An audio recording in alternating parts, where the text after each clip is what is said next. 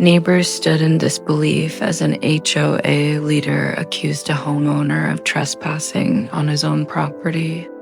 Phones were already recording when police arrived, and tensions boiled over until one moment changed everything.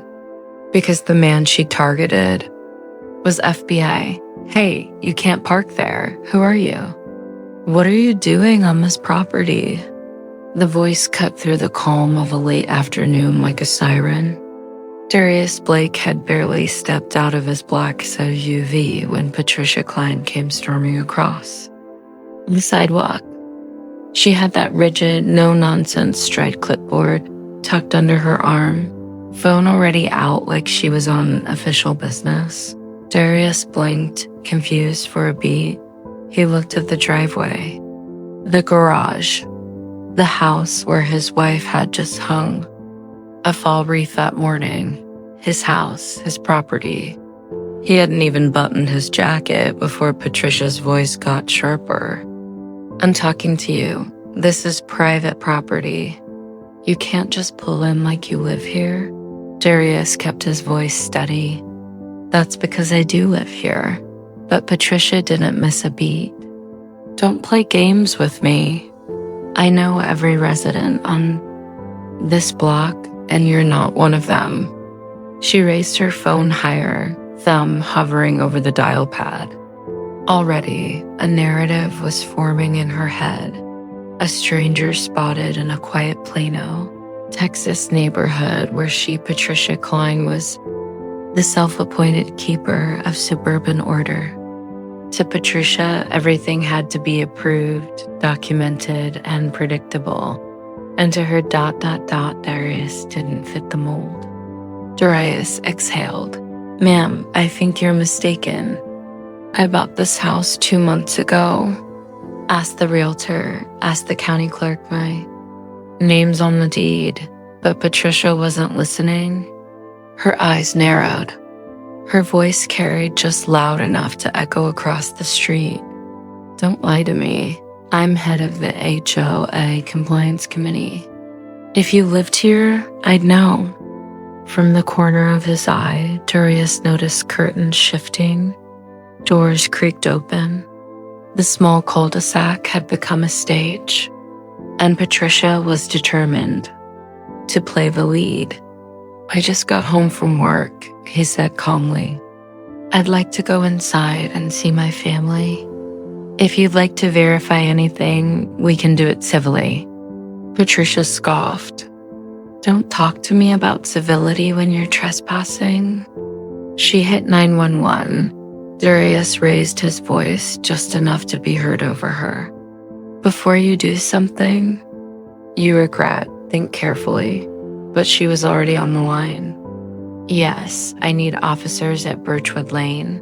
We have a trespasser refusing to leave." The word trespasser hung in the air. More neighbors stepped out. Phones appeared. One man mumbled, "That's his house though, ... But Patricia's declarations drowned him out. Darius could have ended it right there, pulled out his ID, opened the garage with his remote, proved it all. But he didn't, because part of him wanted this moment to play out, to show itself. He murmured, almost to himself, "Let's see where this goes." Patricia lowered her phone and glared like she'd just caught a thief breaking into Fort Knox. "Officers are on their way. You'll be gone soon." Across the street, a woman called out, "Patricia, I think he does live there. I've seen him around." Patricia shot back, "No, you haven't. Don't confuse me." Tension thickened. Kids whispered. Dogs barked. The everyday rhythm of suburbia was hijacked. And at the center of it all, a man who simply wanted to go home after work. But instead, he'd been cast as an intruder in his own story. And the police were almost there. Sirens hadn't arrived yet, but the street already felt like a courtroom drama. Neighbors gathered. Phones captured it all. Patricia stood planted like a prosecutor waiting for a judge. Arms crossed, chin raised. Darius leaned against his SUV. Unfazed, "You're calling the police on me for being in my own driveway?" "Yes," Patricia snapped. "Don't play the victim. If you really lived here, you'd have proof. Simple as that." "I don't need to prove anything to you," he replied. Patricia's jaw tightened. "You see that? He refuses to identify himself. That's what criminals do." Robert Lansing, an older neighbor, finally called out from his porch. "Patricia, you're going too far. I've seen him unloading groceries. He lives there. Stay out of this, Robert." "I've been here 20 years. I know who belongs." "He doesn't." Darius nodded respectfully to Robert, then turned to Patricia. "Walk with me to the door. I'll unlock it. You'll see for yourself." She scoffed. "Oh no, that's how people get tricked. For all I know, you broke in earlier." The crowd reacted. Heads shook. Someone whispered, "She's lost it." Still, no one stepped in.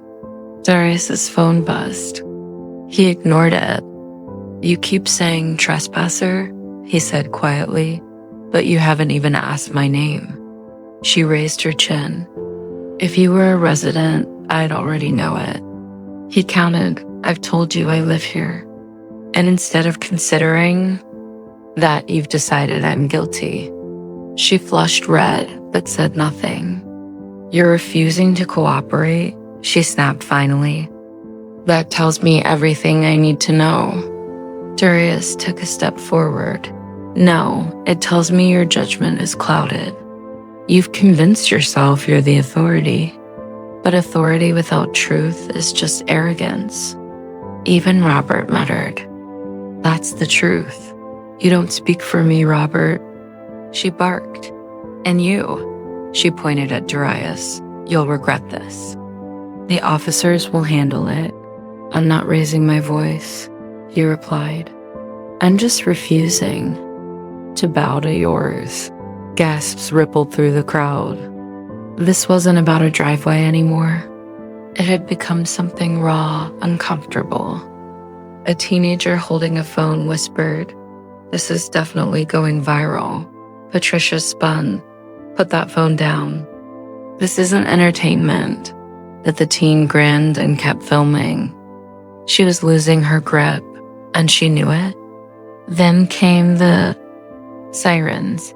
Patricia straightened like a soldier hearing her reinforcements. "There, now we'll see the truth." Darius's voice was quiet. "Yes, we will." Police cars turned into the street, lights flashing red and blue. 2 officers stepped out, Officer Marcel Ruiz and Officer Tyler Brooks. Patricia pointed immediately. "Officers." "That's him, the trespasser." Ruiz raised a hand to silence her. "Sir, can we see some ID?" Before answering, Darius turned to Patricia. "You're still so sure I don't belong here? But let's see." "I told you," she snapped. "He doesn't live here." Ruiz motioned her back. "Ma'am, please." Darius calmly gestured. "That's my car. My wife and kids are inside." "This is our home." Brooks stepped forward. "Sir, we just need something official." Patricia jumped in louder. "He's stalling. That's what they do." Those words, those people hit hard. Silence fell. Even Patricia realized what she'd said. Robert stepped down from his porch. "Patricia, stop." Darius pulled out his phone. "Sandra, can you and the kids come outside?" A moment later, his wife Sandra stepped out, followed by their kids, 12-year-old Lena and 9-year-old Miles. Sandra's voice was firm. "What's going on?" Darius turned to the officers. "Meet my family. This is our home," Patricia scoffed. "You expect me to believe this? You probably coached them?" Lena looked confused. "Play along? What does that mean?" Sandra stepped forward. Don't you dare talk to my kids like that. Ruiz raised his hands. Let's keep this calm. But Patricia shook her head. He's dangerous. Look at him. He thinks he's untouchable. Darius looked directly at her. You haven't even asked what I do for a living. Patricia smirked. What are you, some kind of superhero? Lena stepped forward, voice trembling. He helps people. He protects people. You don't even know who he is. That's when Sandra whispered to him, maybe it's time. Not yet, he replied. The standoff dragged on. Patricia grew more aggressive. Neighbors muttered. Phones recorded every word. Finally, Officer Ruiz asked one last time. Sir, we need ID, or we'll have to treat this as a dispute in progress. Sandra snapped. Why is he the one proving anything? We live here. She's harassing us, Patricia sneered. Finally, someone's doing their job. Lena stepped forward again. Why are you treating my dad like a criminal? She looked to the crowd. You, transferred here from Phoenix, and this, he gestured toward the house, is my property. Officer Brooks leaned in, squinting at the credentials, then stepped back. His face was unreadable. Ruiz gave a short nod. Badge is real. The silence that followed was thick. Everyone had expected an argument, maybe even an arrest. No one had expected this. Patricia's face drained of color. For the first time that evening, her confidence faltered. She stepped back, voice stammering. That doesn't prove. You live here. Anyone could carry a badge. The crowd groaned. Robert Lansing threw his hands up. Oh, come on, Patricia. You've been embarrassing yourself all night. The man's FBI. He lives here. What else do you need? But Patricia wasn't ready to back down. I don't care who he works for. Rules are rules. He still hasn't shown me paperwork. That was the last straw for Sandra. She lost her composure. She stepped forward, finger pointed directly at Patricia. Think you outrank the FBI? You think your HOA bylaws mean more than federal credentials? You humiliated us in front of our kids, in front of our neighbors. And why? Because you couldn't handle that we belong here. Her words struck deep. A few neighbors murmured agreement. One even said loudly, She's right, Patricia. You went too far. Patricia's jaw tightened. I was just trying to keep the neighborhood safe. Derison closed his badge case, slipping it back into his pocket. His voice was calm, but the steel beneath was unmistakable. No, Patricia. You were trying to keep the neighborhood under your control. There's a difference. Safety is based on facts. Control is based on fear. And tonight, everyone here saw the difference. Phones tilted back up again, capturing the moment. Patricia's shoulders tensed, her lips pressed tight. But she had no rebuttal. Officer Ruiz broke the silence. Ma'am, there's no evidence of trespassing. This gentleman clearly resides here. I suggest you let it go before you create a bigger problem for yourself. Patricia sputtered. A bigger problem? I called you to protect this neighborhood. Ruiz's tone sharpened. What you did was file a false report. You might want to consider the consequences of that. Her mouth opened, then closed. For the first time all night, Patricia had no comeback. Derison turned to the crowd, his voice deliberate, steady. I want everyone to remember what happened here. How quickly someone can be labeled a criminal. How easy it is to use authority. Real. or imagined to intimidate Dot, and how important it is to question those assumptions before they destroy lives. The words hung in the air. Even the silent ones now looked unsettled, caught between embarrassment and realization. Sandra moved closer, gently resting a hand on her husband's arm. "Let's go inside," she whispered, but he shook his head. "Not yet." His eyes remained on Patricia. "Because we're not finished." She shifted under his gaze. "What more do you want from me?" She snapped. He replied plainly, "Accountability." And with that, the confrontation shifted from a driveway dispute to something deeper. A reckoning was about to unfold in front of the entire neighborhood. 2 weeks later, the HOA meeting room at the Plano Community Recreation Center was packed. Tighter than anyone could remember, folding chairs lined the walls. Extra seats dragged in from the lobby. The incident between Patricia Klein and the Blake family had gone viral far beyond Birchwood Lane. Clips circulated online with captions like, "HOA president loses it on FBI agent." Suburban profiling. At its finest, when authority backfires inside, the tension was visible. Some neighbors avoided eye contact. Others were openly angry. A few held printed screenshots of online articles. The board sat stiffly at a long folding table. Patricia at the center still, clinging to command. She adjusted her glasses and began with rehearsed authority. This meeting was called to address certain misunderstandings regarding recent events. "I want to remind everyone that our HOA exists to uphold the integrity and safety of this community." Whispers rippled through the room. Robert Lansing leaned back, arms folded, shaking his head. Melissa Cho raised her hand sharply. "With all due respect, Patricia, this isn't about integrity. It's about what you did. You accused a neighbor of trespassing on his property. You called the police on a family that lives here.